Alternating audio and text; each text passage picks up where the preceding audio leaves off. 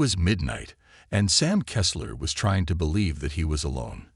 He crouched against a cold tile floor and peeked out from cracked blinds, staring into the impenetrable snowstorm outside. There was nothing, no life or sound, except for the shrieking wind and the creaking of naked trees on that stormy winter night. Sam had stopped listening for the sounds of police sirens hours ago. The flurry of snow, which had greeted him upon his arrival in Massachusetts, had already begun to turn into a blizzard when he pulled off the gravel mountain road in the icy violet dusk of the evening. It would be hours before anyone could get back on those roads. He thought he wouldn't be going to prison tonight, but this was cold comfort. He knew he had not really escaped. He wasn't safe, and he certainly wasn't alone in this shameful refuge. It was a rundown motel lost in the backroads of western Massachusetts, and Sam Kessler was trapped there. He had spent the happiest days of his life mere miles from this with his family in distant summer days. He had proposed to his wife by the lake in what felt like a different century. He was snowbound and alone, but the memories brought a fleeting comfort. His present reality, however, could not be hidden from in the past, and Sam's reminiscing was cut short as the sound he had been dreading rang through the cell of a room. 3 knocks came at the motel door. When he peeked from his hiding spot beneath the window, Sam Kessler saw nothing but a thick blanket of snow at the doorstep. There wasn't a soul alive out there, but still he stood unmoving, eyes fixed on the cold dark. A minute went by with nothing but the buzz of fluorescent lights and the pounding of his heart to break the silence, and then the knocking came again and again. The man did not move. Another minute went by, and then the sound came again. 3 knocks at the door, and again there was silence. Sam allowed himself to breathe. It was gone, at least for now. He knew his pursuer's patterns by heart. 3 knocks, then 3 again and then silence for a little while. It was gone, and when he realized this, relief flooded his stiff limbs. Sam looked down at the filthy ground and slid down the plain beige wall into a crumpled heap on the cold tile floor. It wasn't long before his desperate gasps for air turned to sobs of self-pity. Sam was trapped in this room, miles away from friends or family, in a desolate motel, waiting for the thing on the other side of that door to find him. He didn't deserve this, Sam thought to himself. He knew that he was a good man, a loving husband, and a father to a wonderful son. For God's sake, he was a pillar of the community, a small business owner, and the pastor of his local church. How could anyone believe he had done such horrible things? With shaking arms and wobbling knees, Sam pushed himself to his feet and made an attempt at rationality. He kept his back defiantly turned towards the window and folded his arms across his chest in a futile gesture of protection. The room was Spartan, the barest furnishings possible crunched between 4 fading baby blue walls and a cream-colored popcorn ceiling. To his right, there was a broken tiv sitting atop a nightstand, and across from it, one uncomfortable twin bed in the center of the room. It was all lit by a single fluorescent overhead light, and this cast a hopeless pall upon the unfortunate surroundings that left the environment unsuited for hope. With his back still turned resolutely to the wall, and with more than a little trepidation, Sam slowly crossed over to the bed. The bed was entirely undisturbed. Its sheets were still made up, and its pillows untouched. In the hours since he'd entombed himself in the dingy room, he hadn't as much as sat down. He'd hardly had time to throw his suitcase on the bed before the first knocks came. His luggage spilled out over the starched white sheets. He'd brought only the things he could grab in the moments before he'd fled his home that morning. He saw crumpled khakis, a pink polo, and his wife's toothbrush among the pile. It was a motley assortment, and grabbed from the laundry in his now far-off Virginia home, hardly warm enough for the biting cold of a New England winter. He ignored it all. He had to stay focused, and every thought of home tore at his resolve. He found what he was looking for next to a stale, hours-old cup of instant coffee on the nightstand. It was the room's landline. Before the will left him, Sam quickly picked up the phone and aggressively punched in 911. It took 2 rings, and a woman's voice answered the phone. 911. What's your emergency? It was the first human voice Sam had heard all night, and at the sound of it, he choked on his words. The operator repeated her question, but by then, Sam had mustered up the last of his courage. His rusty larynx gave a sound that was something between a grunt and a dry heave as he began to speak. When at last, the air he forced out his mouth again began to resemble words, he spoke fast. Hello, my name is Sam Kessler. I'm at the motel on 13 Mountain View Road, and He trailed off. As he searched for the right words to say to the dispatcher, the reality of his situation began to set in. Images of the cold gray morning began to flood back into his mind. The clump of yellow hair he had awoken to find clutched in his fist, his wife's terrified face, frozen cold and pale, her wide green eyes dull and absent of light. Sam remembered searching. He remembered confusion, fear, and despair fighting within him as he tried to figure out what had happened, and then he remembered the blood on the bathroom door. He tried to block out the thought. He shut his eyes and fell silent, but it seemed as if the sight had been burned into his eyelids. The naked body of his son, his only beautiful son, laid out, red wet, and cold on the white tile floor. He had been butchered, mutilated beyond recognition. His little head had been smashed into a haphazard mess of flesh and bone. His ruined face stared unseeing into the ceiling, and his teeth lay shattered all around him. The boy's blue eyes, the same cornflower color as Sam's own, had been pushed into his skull by hateful and eager fingers. The only thing that could identify this body as his beloved son were the clumps of blonde hair that still clung to his desiccated scalp, the very same blonde hair that Sam had clutched in his bloody hands. Somewhere, a world away, the operator said something in words that Sam Kessler would not hear. The only thing in his world were memories and the pounding of blood in his ears. Still, the words continued, and as they came, they became demanding. Until, at last, the demands of the here and now woke him from his nightmare. Sir, are you with me? He opened his eyes, and the images were gone, vanished by the realization of what he had just done. He told them where he was, and as this fact set in, Sam was seized by panic. What had he done? They would never understand. They would never know that he had not done it, that he could never have done something like that. The woman repeated her question, but Sam had already dropped the receiver. The phone swung from its cord, and as it did, the now muffled voice repeated its unintelligible questions. In his panic and delirium, Sam did the only thing he could think to do.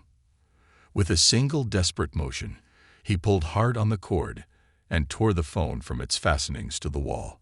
The voice died abruptly, and Sam threw the landline across the room. As the wire tore out from the wall, it caught the little foam cup, and while it crashed to the ground, its murky contents spilled out over the bed and onto the floor. Sam fell into a crumpled, shaking heap on the cold, coffee-soaked floor. He began to cry as he hadn't cried since he was a child. None of it was his fault, he thought, but it didn't matter. They would never believe him, and it wasn't fair. He was a good person. Why should he lose so much? Sam was racked with sobs, and the more he sobbed, the greater his self-pity grew. He clasped his hands across his eyes, shutting out all light. He wept for minutes uncountable until, at last, the voice of ever-watchful self-preservation tore him from the familiar warm hole of self-pity. He had told the police where he was, and Sam knew that as soon as the day broke and the snow could be cleared from the mountain path, they would be coming for him. He sobbed again and felt like crying, but he couldn't choke out any more tears. It was over. Sam knew he didn't have any more options. There was only one thing left to do. Sam rose from the pool of stagnant coffee. He now walked with a surer stride than he had managed since well before that horrible morning. He was going to make everything all right. Sam stopped beside his bed and began to search through his now soaked luggage. He didn't want to do this. He had never wanted any of this, but it had all happened. Sam didn't think he should suffer for something that he was certain was not his fault. At last, his hands closed around the edges of the book he had been looking for. Before he pulled it from the depths of his suitcase, a thought crossed Sam's mind. Isn't this all a sin for a reason? No, he pushed the thought aside, and he reminded himself that he was a good person. After all, how could saving his life be a sin? And then, rejecting all doubt, Sam Kessler pulled the old book into the flickering light. It was a thin-lined green paperback, the price tag still stuck across its binding, and on its front were a few simple words in a basic black font. The Lesser Key of Solomon. The book was a product of the modern world, its lettering printed en masse by unfeeling steel, but its contents were ancient. Sam thought that the book was insultingly ordinary for all the horrors it had brought upon him. When his hands brushed the yellowed pages, a giddy feeling of anticipation raced through him. The excitement felt wrong somehow. It was almost invasive, as if the feeling was not his own. He wondered again how he had come to this place. After all, he had never meant to buy the thing. It had been another capricious twist of fate that had brought this apocrypha into his hands. And then he remembered why. The sneering face of an old friend rose up from where it had been buried deep in his subconscious. Caleb, it had all been his fault. If it wasn't for that lowlife, he would never have even heard of the wretched book. If it hadn't been for him, he wouldn't be here at all. Sam was stewing now, lost in condemnation. He had abandoned his despair and, in its place, began to take up righteous anger. He found himself on his feet, turning away from the luggage and his purpose. Sam let the book slide from his hand, and he began to pace. As the pages slid from his grasp, he felt a sharp twinge of frustration. Had he not been so consumed with assigning blame, Sam would have seen the strangeness of this. That was someone else's feeling. It had come from somewhere apart and foreign to him. The invasive emotion did not break his fury, but instead, in its insidiousness, the feeling only fueled his wrath. Sam had now, without realizing it, forgotten himself. He had put aside his surroundings and turned his thoughts away from his family and what he had done to them. Instead, he thought only of the past and the bitter disappointments that lay there. Above all, he thought of the grinning face of the man he now held responsible for all of this. Sam remembered now. It had been so long since he'd thought of it, but now he was certain that none of this was his fault. He had been in college, studying theology in New York City, when he had encountered it for the first time. It had been in an antique bookstore on the Upper West Side, sandwiched between a deli and a movie theater. The interior was squat and cramped, the walls obscured entirely by unending rows of faded old tomes. The books spilled out onto tables and even the floor. Everything in sight had been covered in a blanket of dust. The place had an ancient feeling to it, one that wasn't helped by the musty old man at the register. The geriatric clerk sat in almost perfect stillness, his lips pursed behind a tangled gray beard and his small glassy eyes staring unblinkingly at the wall. It was a miserable place, and one that Sam had not wanted to go to. He had a terribly important test he hadn't studied for, but Caleb had insisted. Caleb was his roommate, and his only erstwhile friend in the city. Sam remembered he had liked the boy at the time. His unkempt brown hair and easy smile had put him at ease, and his half-clever opportunistic jokes had endeared him to the teenager. Caleb was always laughing, and when Sam was younger, it was what he loved best about his friend. Now the memory of the insipid cackling inspired only revulsion. Caleb had suggested the place. Sam knew he shouldn't have gone. But it didn't matter because, as in all things at the time, he had followed his friend. They had spent the better part of an afternoon in that dusty bookshop. Caleb engrossed in the esoterica, Sam listless and bored. By the end of the visit, as if by chance, Caleb had pulled the damn thing from beneath a teetering stack of old books. "Do you know what this is?" his friend had asked him. And of course he hadn't and shook his head. "This is the original demonology. This shit is the real deal, man." Sam had rolled his eyes at that, and he'd told Caleb to shut the fuck up. But Caleb had insisted. "I'm serious, man. It's supposed to be the same incantations King Solomon himself used to summon all his demons." That was too much for Sam, and he said as much. King Solomon's got nothing to do with demons. That's some bullshit. Caleb's eyes had gleamed at that, and as he remembered that, Sam grew all the angrier. "Well, if you don't believe me, why don't you buy it and take a look? Maybe you can even find a demon that can take that final for you." Sam had laughed. At the time, it seemed funny, and the book had only been $5. "Fine, I'll read it, but I know you're bullshitting me." At that, Caleb had only shrugged and led the way to the register, a stack of old books under his arm. That had been the last time Sam ever saw the son of a bitch. Now, alone in a motel room hundreds of miles from home, he wished he'd never listened to him. Sam hated his old friend and felt perfectly justified in that. It was Caleb's fault, not his. The death of his family, the police pursuit, everything. Of course, it wasn't Sam's fault. He thought to himself, he was a good man, and no good man would do these things on his own. Sam began to think he was the victim of a terrible crime, and he seethed against the long-dead criminal at whose feet he placed the blame. He had been isolated in cold despair, but now he wrapped himself in a blanket of hate. He didn't need to think anymore. He didn't need to worry about his actions. He knew who was responsible for this, and it wasn't himself. He could go to his grave or his jail cell, knowing his innocence, content in his righteousness. Safe in this certainty, Sam Kessler would have waited all night and into the dawn for the police to come, but it was not to be. As he sunk into the coffee-soaked carpet, book clutched tight to his chest, 3 knocks came at the door. Sam froze in place immediately, and the hot certainty of hate flooded his body in the face of terror. It was back. Somewhere in the back of his mind, he knew it would be. The knocks had come every hour since he'd woken that morning. First at this bedroom door, then at the rest-stop bathroom, and again, even amidst the howling blizzard. He counted the seconds. Every time, it was exactly 60 silent seconds, and it came again. He waited, but as the seconds crawled by, Sam noticed something had changed.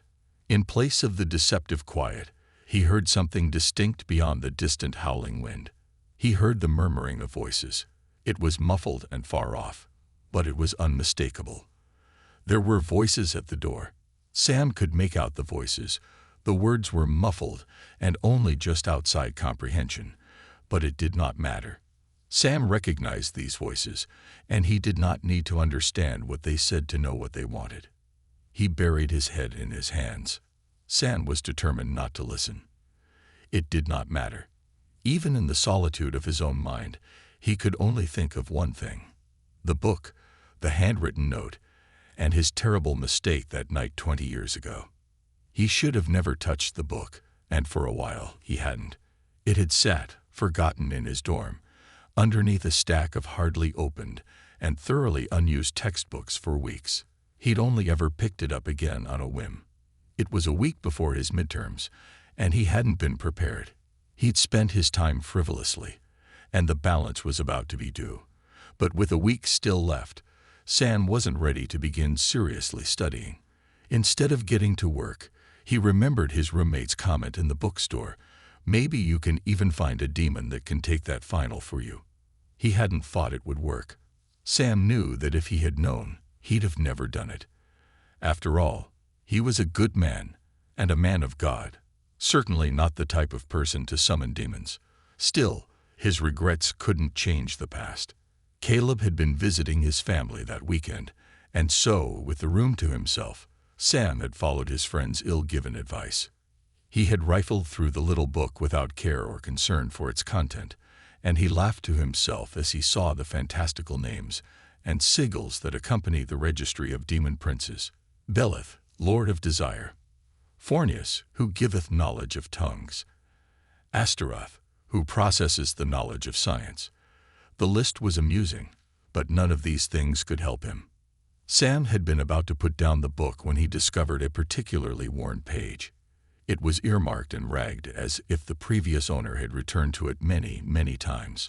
On this page were a name and a title: Nibirius, the 24th Spirit, and Marcus of Hell. Beneath the name was a sigil for summoning and a description. It read, "He maketh men cunning in all arts and sciences, but especially in the art of rhetoric." Then Sam noticed something else. Cramped into the margins of the book were handwritten notes.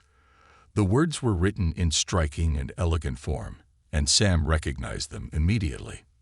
These were instructions, detailed instructions on how to summon the demon Nibirius, and the incantation he would need to do so. This was exactly what Sam had been looking for, and so he read on. He saw that, as with all the other demons he had, without any serious intent or regard for his actions, he began to read through the instructions.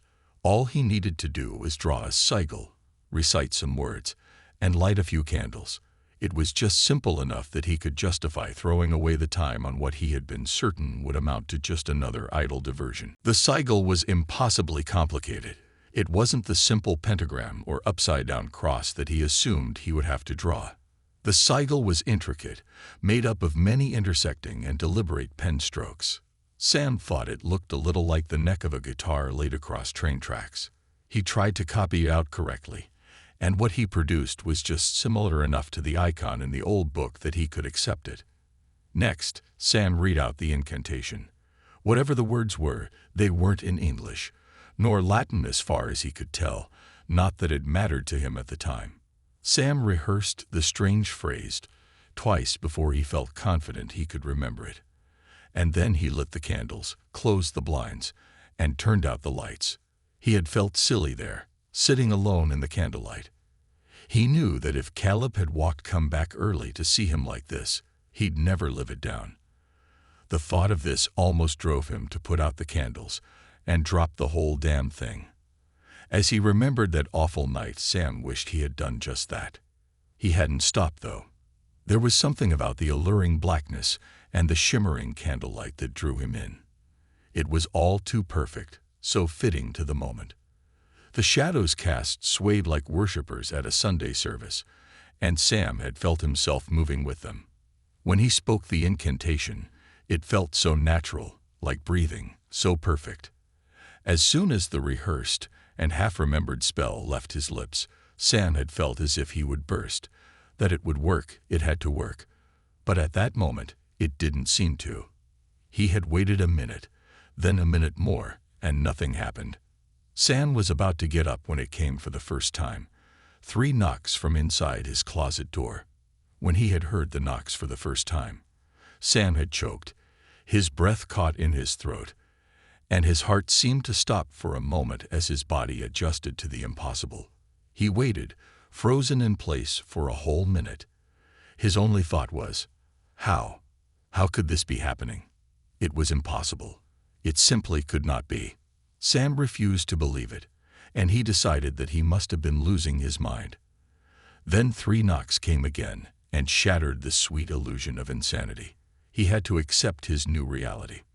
The impossible had happened. All he could do was respond to it. And so Sam gave the only answer he could think of. With trembling lips and a shaking voice, he mustered his reply, a meek "come in." With those words, Sam bid the thing in the closet entry. The hinges creaked as the door slowly opened, and out stepped his visitor. He heard the slapping sound of bare feet on the wood floor of his dorm room. Sam kept his eyes fixed downward. He had a strange feeling that if he looked up, something terrible would happen. Still, as the footsteps grew closer, he could not look away from the glimpse he had. He saw long, pale legs bulging with throbbing black-blue veins. The creature advanced towards him, and as it did, Sam's heart began to pound. He felt something cold and dead touch his head. As the thing ran its eye-long fingers through his short hair, it spoke with 3 voices and with one. The first he heard was a woman's, soft and inviting like the first warm day of spring. "Hello, Samuel," it continued, the woman's gentle tone fading, replaced by the sunny voice of a small boy. It spoke in a cheery tone, one that would have inspired delight had its cold, dead hand not been resting upon his head. "Why have you called us here?" "Tell us what you desire, and we shall make it so." Then came another voice. It was an old man, stern, but somehow almost kind.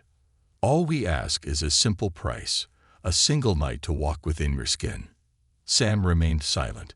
He knew that he could never agree to this. Everything within him railed against the unnatural cost. The demon did not wait for an answer. It spoke, now with all its tongues at once. It asked, "Tell us, what is your desire?" Sam paused. He heard something new. Beneath the overlapping words of the three voices, he heard a fourth. It was monotone, and it was cruel. This was the steady voice of a predator. The wrongness of it all was palpable. The air was sick, and his blood ran cold, but somehow he answered. Against all logic and against all faith, he gave his bargain and stammered out, "A test. I need to pass my next test." It seemed such a trifling matter, so small a thing for such a price. The demon did not react, did not question his request. It only said in its voice of 3-in-1, "So it has been asked, and so it shall be done. Sleep tonight, and when you awake in 2 days' time, the price will be paid, and you shall have what you desire." And with that, the creature was gone. Without sound or movement, it simply faded into the night, leaving Sam entirely alone. Something within Sam left with the demon, dissipated into the stale air. All he had left to do that night was fulfill his end of the bargain. He had slept, and 2 days later, when he awoke, everything was different. No clear sign of change was present, nothing to indicate what had happened while his body had left him. But Sam knew that everything was different. He had spent that morning in a daze.